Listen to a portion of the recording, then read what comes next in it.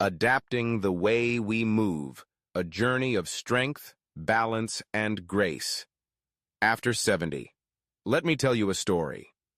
It's a story about growth, change, and the quiet beauty of learning how to thrive as we age. This is not just about exercise routines or fitness trends. It's about how movement, mindful, intentional, empowering movement, can transform our lives in ways we may have never thought possible, especially after the age of 70. The shift in perspective. The first time I truly considered the way I move, I was 72 years old. Up until then, walking had always been my go-to. It seemed like a natural, safe way to stay active. Walks through the park or down familiar streets felt comforting, predictable, and, I thought, sufficient to keep my health intact. But then, something changed. One morning, while making my way through the neighborhood, I stumbled on uneven pavement. The world spun for what felt like forever, and though I didn't fall, I was shaken.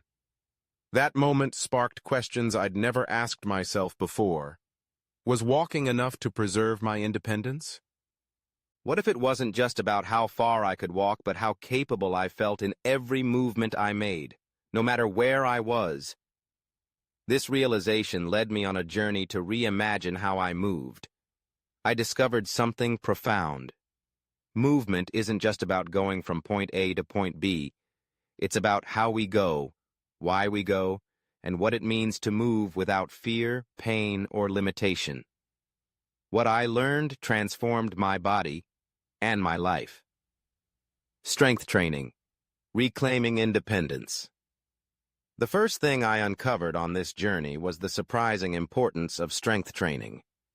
For decades, I thought lifting weights or doing strength exercises was only for younger people or those training for aesthetic reasons. I couldn't have been more wrong. An instructor I met one morning at a local fitness class introduced me to resistance bands I could use right at home. She taught me a simple yet powerful exercise, standing up and sitting down from a chair using only my core and legs for stabilization. At first, it seemed so basic that I wondered how it could help, but every time I repeated this action, I felt my muscles awaken. I learned that this seemingly simple movement was helping me retain the strength to rise from a chair, climb stairs, and carry grocery bags. These small victories added up to something life-changing, a deeper sense of independence. I came to understand that building muscle wasn't just about physical strength. It was a shield against frailty, falls, and injuries. Strength training was empowering, not only for my body but for my mind. It told me that age didn't have to mean weakness. Learning to balance. Again, one afternoon, a friend of mine introduced me to something she called balance training. She gracefully stood on one leg like a flamingo, then switched to the other, smiling as she challenged herself. It seemed simple enough, but when I tried it, I wobbled, my arms pinwheeling around me. I couldn't find my footing. Aging quietly erodes our sense of balance. We don't notice it until the first stumble or fall, but when we do, it's a stark reminder of our vulnerability. I realized balance was a skill, one that could be lost, but thankfully, regained. So I practiced. I stood on one leg while brushing my teeth. I joined a local yoga class. The instructor was so kind to create modifications to fit my abilities. I even gave Tai Chi a try. These movements didn't just restore my balance, they gave me a sense of grace I hadn't felt in years. Walking across a room no longer felt like an effort or something to dread. Instead, I walked with renewed confidence, knowing my body had reclaimed its steadiness. Finding flexibility and freedom. Another piece of advice I never forgot came from a yoga teacher. She said, "Flexibility isn't just about doing splits or touching your toes. It's about finding freedom in your body, freedom of movement, freedom from stiffness, freedom from pain." This idea stuck with me. I had always equated flexibility with youthful dancers and acrobats, an image I thought had no place in my aging body. But I couldn't have been more mistaken. Flexibility, I realized, was the foundation of a life without limits. Each morning, I added gentle stretches to my routine. I touched my toes, twisted my spine, and reached for the sky. It wasn't long before I noticed small improvements.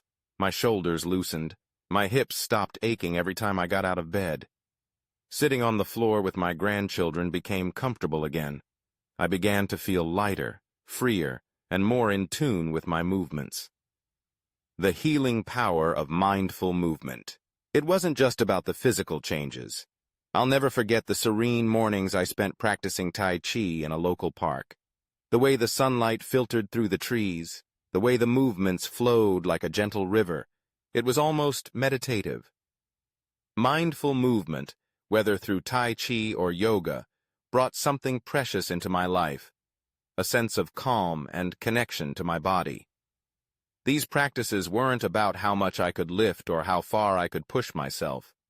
They were about building awareness, about breathing deeply, engaging the muscles I used to take for granted, and moving with intention instead of going through the motions. It was here that I learned to listen to my body. If a certain motion felt wrong or caused discomfort, I stopped. If something felt good, I embraced it fully. This mindfulness not only improved my mobility, but also brought mental clarity and inner peace that rippled into every part of my life. Discovering freedom in water. At 73, I fell in love with the water all over again. It started with a gentle aquatic class my daughter encouraged me to try. The moment I stepped into the pool, I felt an immediate lightness, not just physically but emotionally. There was something magical about the way water supported me, wrapping me in its embrace. Swimming and water aerobics became two of my favorite activities. The water was kind to my joints, easing the stiffness and aches that used to hold me back. I found joy in the way my muscles worked harder without me feeling a strain. Even on the days I felt less energetic, the buoyancy of the water allowed me to move freely without pressure or pain. Aquatic exercise became a safe space where I could push myself without fear. My body grew stronger, my heart healthier, and my mind clearer. The pool became both my playground and my sanctuary. A holistic approach to movement. What I learned over this journey was that no single exercise or movement was enough on its own. True health and vitality came from a holistic approach, one that balanced strength, flexibility, balance, mindful movement, and activities like aquatic exercise. Each complemented the other, filling in gaps and supporting my overall well-being. Combining these practices wasn't about driving myself to exhaustion or pushing to meet some external standard. It was about adapting, choosing wisely, and listening to my body's needs with compassion. It was about maintaining life without limitations, living gracefully, and embracing every stage of aging, preserving freedom and quality of life. Someone once asked me why I worked so hard to change the way I moved. It wasn't because I wanted to walk farther or look a certain way. My goal was simple.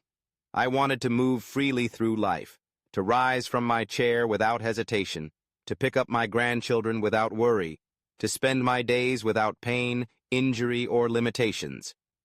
Freedom looks different to everyone. For me, it's the ability to climb stairs and take groceries into my kitchen. It's being able to kneel in my garden to plant flowers in spring.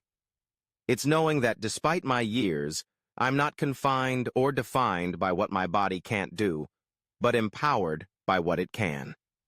A gentle reminder, start where you are. If there's one thing I want to impart, it's this. Growing older doesn't mean stopping. It means adapting, moving wisely, and embracing the unique needs of your body.